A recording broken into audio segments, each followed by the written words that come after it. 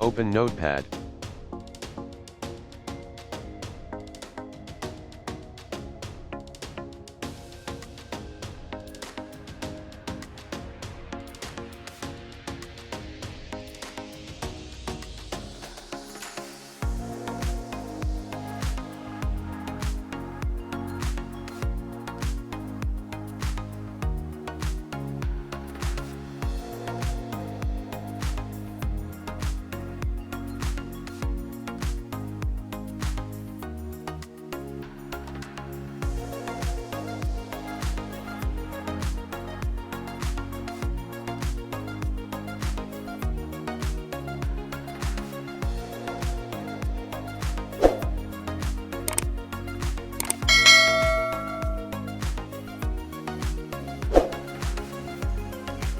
This is the extension of the document.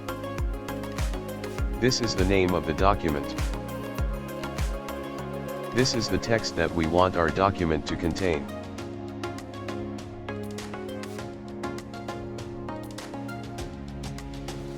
Let's save our batch document.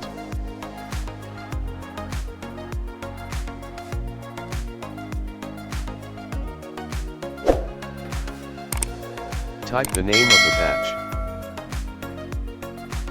You must put .bat at the end of the name.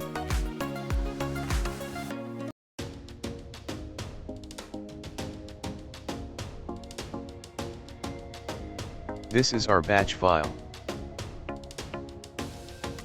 Open it. This is the document that our batch file created.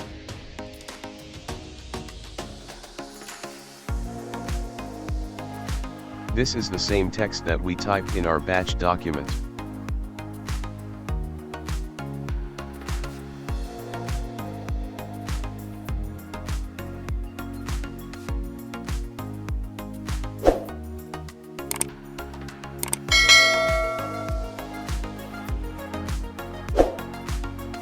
Let's test it again.